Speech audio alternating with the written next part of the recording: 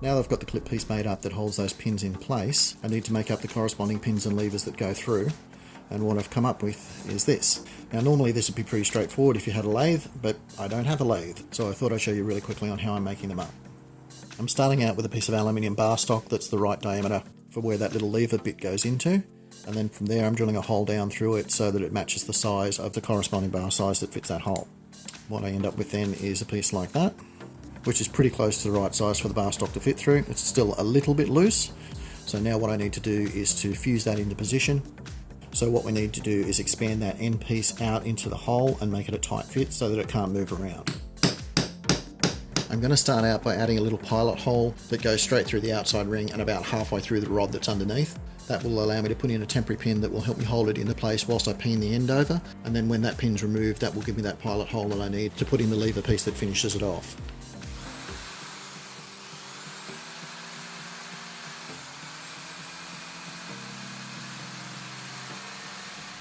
Now that I've got that lined up, you can see that this piece here is a little bit longer than I need it to be, and I need to cut it off a bit more flat so that it hammers over a bit more consistently. So I've just cut that down to a more manageable length, and I can align those bits there now with that temporary pin, and that gives me enough now to hold it in place so I can stick it in the vise and knock that bit over to get the end that I need.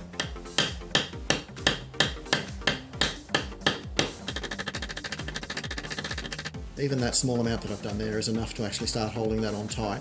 But obviously that hasn't created the dome sort of top that we want just yet, so I'm just going to continue that process of working all the way around it so that it fits in and matches with the look that we're going for.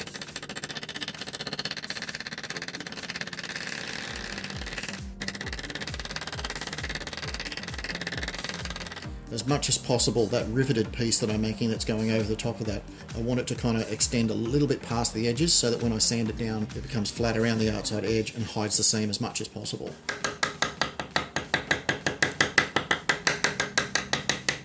You can probably see there how that sort of flared out a little bit, which is what's made it so tight on that piece. So now I can sand that back, which should hide that seam completely and make it look like a piece that's pretty much been through the lathe. That's pretty much what it comes up like it's finished.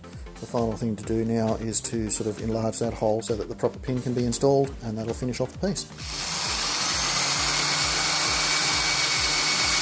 I'm using the same principle for the pin. The hole is just not quite big enough to accept the pin, which means I can put just an ever so slight bevel on that pin piece and then hammer that in, and it provides a nice friction fit and everything's locked together.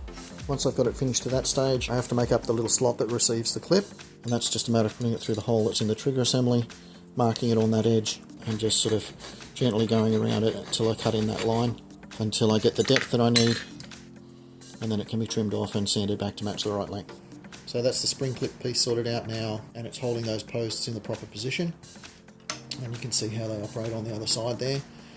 I did make a subtle change in the layout of it. These two levers are in a slightly different orientation to each other. One is slightly higher than the other. In the original, you can sort of see it in that picture, it is virtually rubbing on the shroud piece, and I have even seen some versions where they've had to cut away some of the shroud piece to accommodate the location of that pin.